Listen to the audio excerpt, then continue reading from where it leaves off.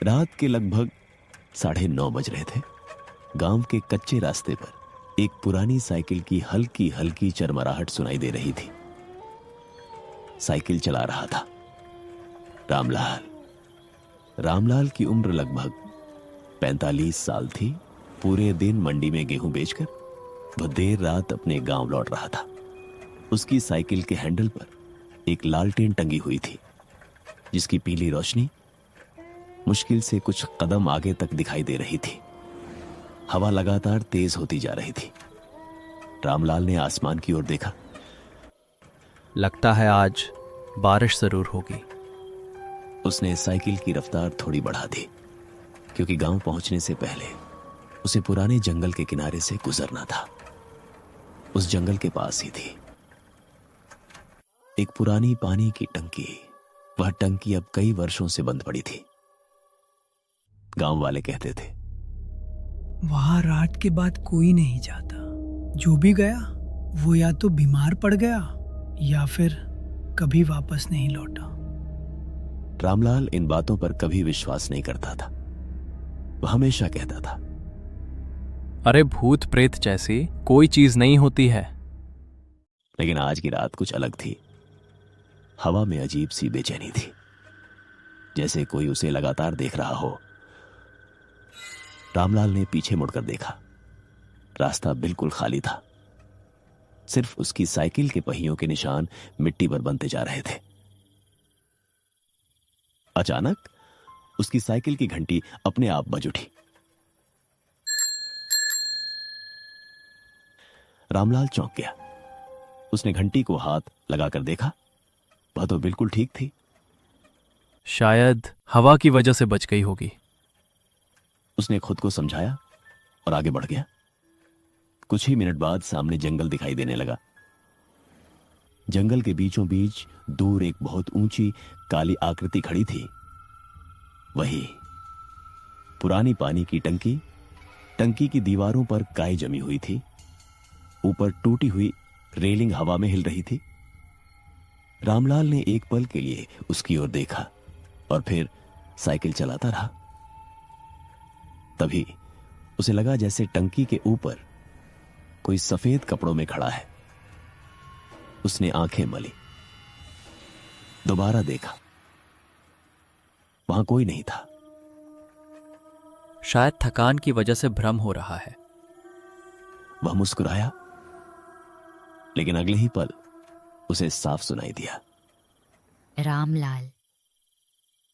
आवाज बहुत धीमी थी, जैसे कोई दूर से उसका नाम पुकार रहा हो। रामलाल ने साइकिल रोक दी। चारों तरफ नजर दौड़ाई। कोई नहीं था, सिर्फ हवा और झिंगुरों की आवाज। वह फिर चल पड़ा, लेकिन अब उसके हाथ कांप रहे थे।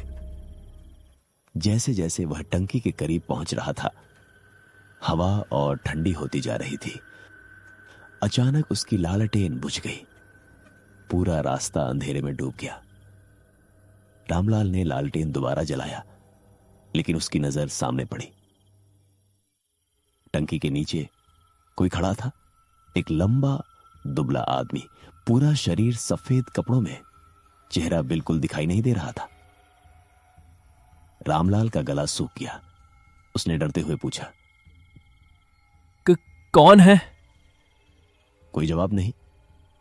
सिर्फ वही आकृति धीरे धीरे उसकी ओर बढ़ने लगी। रामलाल ने घबराकर साइकिल घुमाई और पूरी ताकत से पैडल मारने लगा। साइकिल तेजी से दौड़ने लगी, लेकिन उसे ऐसा महसूस हुआ जैसे पीछे से कोई भी उतनी ही तेजी से उसका पीछा कर रहा हो। उसने पीछे मुड़कर देखा और उसके होश उड़ गए। वहां कोई इंसान नहीं था। सिर्फ दो चमकती हुई लाल आंखें अंधेरे में उसका पीछा कर रही थीं। हे भगवान, ये क्या है? उसने भगवान का नाम लेते ही पूरी ताकत से साइकिल दौड़ाने लगा। उसे बिल्कुल अंदाजा नहीं था कि यह रात उसकी जिंदगी की सबसे भयानक रात बनने वाली है। रामलाल पूरी ताकत से साइकिल चला रहा था। उसके पैरों की रफ्तार इतनी तेज थी कि साइकिल की चेन लगातार खड़खड़ाने लगी। ठंडी हवा उसके चेहरे पर चाबुक की तरह लग रही थी। उसके कानों में केवल 2 आवाजें गूंज रही थीं, साइकिल के पहियों की चरमराहट और पीछे से आती किसी अनजान चीज के दौड़ने की आहट। उसने एक बार फिर हिम्मत करके पीछे देखा। लाल आंखें अब पहले से भी ज्यादा पास थीं। ऐसा लग रहा था जैसे वे जमीन पर नहीं, हवा में तैर रही हो। रामलाल के माथे पर पसीना छलक आया। हे भोलेनाथ, मेरी रक्षा करना। तभी अचानक साइकिल किसी पत्थर से टकराई। रामलाल सड़क पर जा गिरा। उसके हाथ और घुटने छिल गए। लालटेन दूर जाकर टूट गई और चारों तरफ फिर से घना अंधेरा फैल गया। वह दर्द से कराहते हुए उठा और घबराकर पीछे देखने लगा, लेकिन वहां कोई नहीं था। न लाल आंखें, न सफेद कपड़ों वाला आदमी, सिर्फ हवा, पेड़ों की सरसराहट और गहरा सन्नाटा। रामलाल ने जल्दी से साइकिल उठाई। हैंडल थोड़ा टेढ़ा हो गया था, लेकिन साइकिल चलने लायक थी। वह बिना रुके गांव की तरफ भागा। करीब 15 मिनट बाद वह गांव पहुंचा।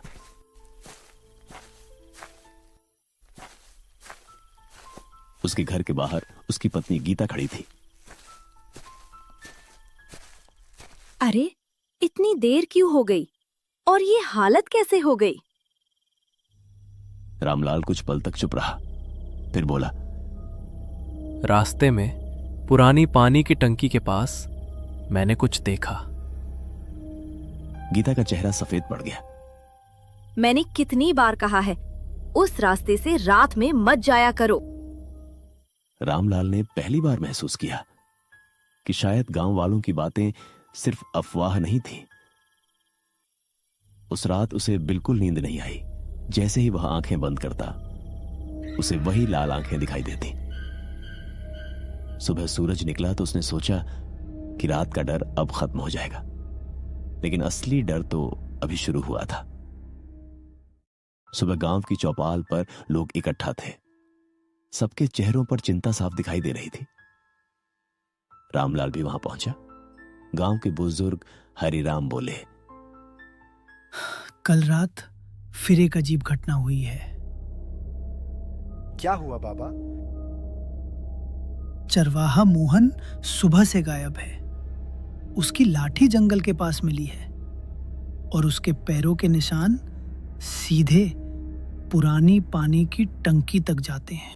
ये सुनते ही रामलाल के शरीर में सिहरन दौड़ गई। उसने तुरंत रात वाली बात सबको बता दी। कुछ लोग हंसने लगे। अरे, रात का वहम होगा। लेकिन हरिराम की आंखों में डर साफ दिखाई दे रहा था। उन्होंने धीमी आवाज में कहा, 30 साल पहले भी ऐसा ही हुआ था। सभी लोग हैरानी से उनकी तरफ देखने लगे। उस समय उस टंकी की देखभाल एक चौकीदार करता था। नाम था रघुवीर। एक बरसाती रात में वो अचानक गायब हो गया। जब लोग उसे खोजने पहुंचे तो टंकी के अंदर सिर्फ उसकी लालटेन मिली, लेकिन रघुवीर कभी नहीं मिला। यह सुनकर चौपाल पर बैठे सभी लोगों के रोंगटे खड़े हो गए।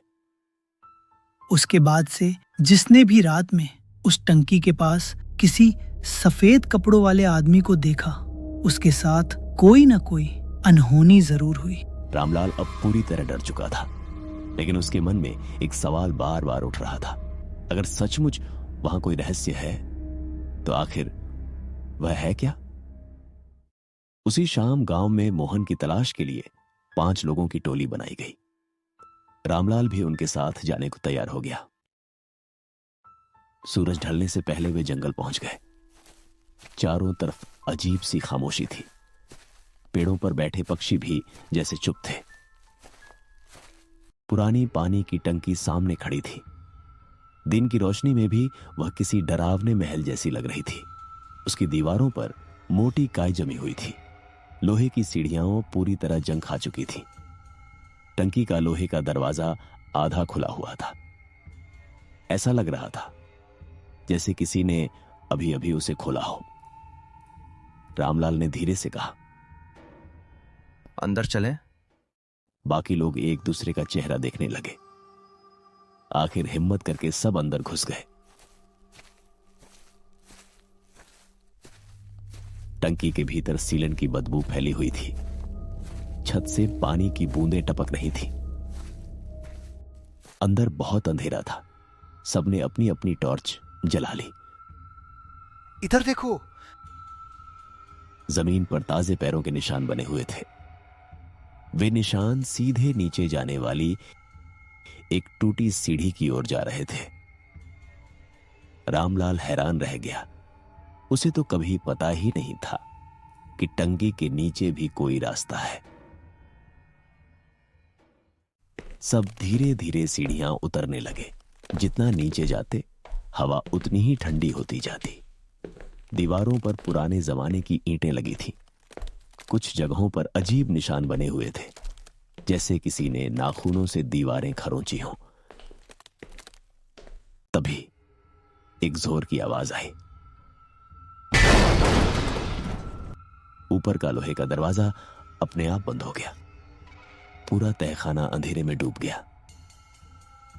सभी लोग घबरा गए। दरवाजा खोलो! वे चिल्लाने लगे, लेकिन कोई जवाब नहीं मिला। अचानक अंधेरे में किसी के धीरे धीरे चलने की आवाज सुनाई देने लगी। टॉर्च की रोशनी उस दिशा में घुमाई गई। वहां कोई नहीं था, लेकिन आवाज अब चारों तरफ से आ रही थी, जैसे कोई उन्हें चारों ओर से घेर रहा हो। रामलाल की सांसें तेज हो गईं।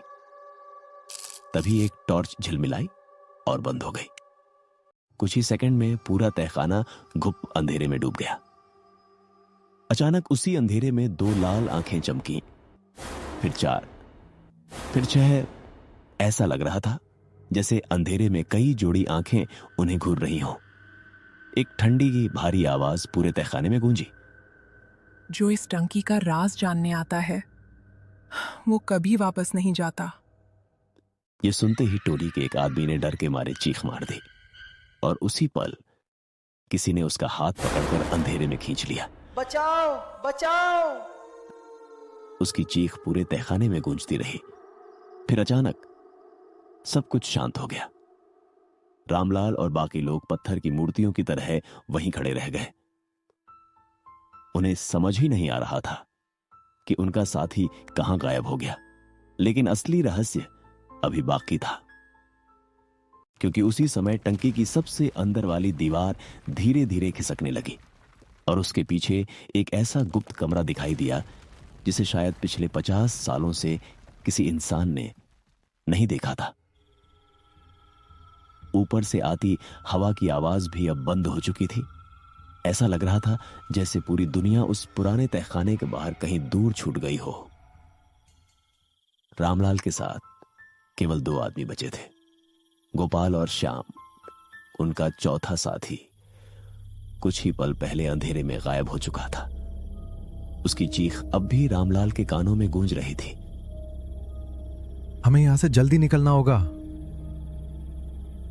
रामलाल ने सिर हिलाया। तभी उनके सामने दीवार धीरे धीरे खिसककर पूरी तरह खुल गई। उसके पीछे एक लंबा संकरा रास्ता दिखाई दिया। रास्ते के दोनों तरफ पत्थर की दीवारें थीं। दीवारों पर पुराने हाथों के निशान बने थे। कुछ निशान इतने छोटे थे जैसे बच्चों के हाथों, और कुछ इतने बड़े थे कि देखकर ही डर लगे। श्याम ने टॉर्च आगे की। रास्ते के अंत में एक कमरा दिखाई दे रहा था। कमरे के अंदर हल्की पीली रोशनी चमक रही थी। रामलाल हैरान रह गया। यहां बिजली कैसे हो सकती है? तीनों धीरे धीरे उस कमरे की तरफ बढ़ने लगे। जैसे ही वे अंदर पहुंचे, उनके पैरों के नीचे कुछ खड़का। रामलाल ने टॉर्च नीचे की। वहां एक पुरानी लोहे की लालटेन पड़ी थी। लालटेन पर धूल की मोटी परत थी, लेकिन उसकी बाती जल रही थी। रामलाल ने उसे उठाया। उसी समय कमरे के कोने से एक आवाज आई। रामलाल, रामलाल के हाथ से लालटेन लगभग गिर गई। वह आवाज पहचानता था, वही आवाज उसने पिछली रात टंकी के बाहर सुनी थी। कौन है? उसने कांपते हुए पूछा, लेकिन कोई जवाब नहीं आया। फिर दीवार पर लगी एक पुरानी तस्वीर अचानक टॉर्च की रोशनी में दिखाई दी। तस्वीर में एक आदमी खड़ा था, सफेद कपड़े, हाथ में लालटेन और चेहरे पर गंभीर भाव। हरिराम ने जिस चौकीदार का नाम बताया था वह वही आदमी था, रघुवीर। तस्वीर के नीचे धूल में कुछ शब्द लिखे थे, रघुवीर चौकीदार 1978। रामलाल कुछ बोल नहीं पाया। तभी गोपाल ने कमरे की दूसरी ओर देखा। कमरे के कोने में एक पुराना लोहे का संदूक छिपा हुआ था। संदूक पर ताला लगा था, लेकिन ताला जंग से लगभग टूट चुका था। श्याम ने पत्थर से ताले पर वार किया। तीसरी वार में से ताला टूट गया। संदूक खुलते ही कमरे में सड़ी हुई कागजों की गंध फैल गई। अंदर पुराने कागज, एक डायरी और कई काली सफेद तस्वीरें थीं। रामलाल ने डायरी उठाई। पहले पन्ने पर लिखा था, अगर कोई यह डायरी पढ़ रहा है तो समझ लो कि टंकी का राज अब तुम्हारे सामने है। रामलाल ने पढ़ना शुरू किया। डायरी रघुवीर की थी। उसमें लिखा था कि लगभग 50 साल पहले गांव में पानी की बहुत कमी पड़ गई थी। सरकार ने गांव के लिए यह बड़ी पानी की टंकी बनवाई थी, लेकिन टंकी बनने के कुछ महीनों बाद ही रघुवीर को नीचे एक गुप्त सुरंग मिली। उस सुरंग का रास्ता टंकी के नीचे से जंगल के अंदर तक जाता था। शुरुआत में रघुवीर ने सोचा कि यह पुराना निर्माण होगा, लेकिन एक रात उसने सुरंग में किसी बच्चे के रोने की आवाज सुनी। वह आवाज लगातार आती रही। रघुवीर लालटेन लेकर सुरंग में गया। वहां उसे एक छोटा कमरा मिला। कमरे में पुराने कपड़े, बच्चों के खिलौने और कई तस्वीरें पड़ी थीं, लेकिन वहां कोई बच्चा नहीं था। उस रात के बाद रघुवीर बदल गया। वो अक्सर कहता था, टंकी के नीचे से किसी बच्चे के रोने की आवाज आती है। गांव वालों ने उसकी बात पर ध्यान नहीं दिया। फिर एक एक करके लोग रात में गायब होने लगे। डायरी के आखिरी कुछ पन्नों पर लिखावट बुरी तरह कांपती हुई थी। एक जगह लिखा था, आज मुझे सच पता चल गया है, यहाँ जो दिखाई देता है वो इंसान नहीं है। ये उन लोगों की आवाज में बुलाता है जिन्हें हम जानते हैं। जो इसकी आवाज सुनकर नीचे आता है वो वापस नहीं जाता। रामलाल की उंगलियां कांपने लगी। उसने अगला पन्ना पलटा। आखिरी लाइन थी, अगर मैं गायब हो जाऊं तो टंकी को कभी मत खोलना। नीचे जो है उसे बाहर मत आने देना। डायरी वहीं खत्म हो गई। कमरे में अचानक ठंडी हवा चलने लगी। लालटेन की लौ जोर जोर से कांपने लगी। फिर लालटेन बुझ गई। पूरा कमरा अंधेरे में डूब गया। रामलाल, किसी ने धीरे से पुकारा। रामलाल ने आंखें बंद कर लीं। यह आवाज उसकी पत्नी गीता की थी। रामलाल मुझे बचाओ। रामलाल का दिल जोर जोर से धड़कने लगा। मत सुनो, ये तुम्हें बाहर बुला रही है। लेकिन आवाज और तेज हो गई। रामलाल, मैं यहाँ हूँ। अब आवाज बिल्कुल पास से आ रही थी। रामलाल ने टॉर्च जलाई। कमरे के दरवाजे पर एक औरत खड़ी थी। सफेद साड़ी, झुका हुआ सिर, लंबे बाल चेहरे पर पड़े हुए। रामलाल की आंखें फैल गईं। गीता। वह अनजाने में एक कदम आगे बढ़ा। रुक जाओ, आगे मत जाना। औरत ने धीरे धीरे अपना सिर उठाया। उसका चेहरा दिखाई दिया। चेहरा नहीं था, सिर्फ काली गहरी खाली जगह। रामलाल पीछे हट गया। उसी क्षण वह आकृति चीखने लगी। इतनी भयानक चीख कि पूरी टंकी की दीवारें कांप उठी। और फिर कमरे की दीवारों से दर्जनों हाथ बाहर निकलने लगे। काले सूखे मानव हाथ वे तीनों की तरफ बढ़ रहे थे। भागो जल्दी। तीनों गुप्त सुरंग की ओर भागे। पीछे से चीखें और तेज होती जा रही थी। सुरंग लंबी थी। वे अंधेरे में भागते रहे।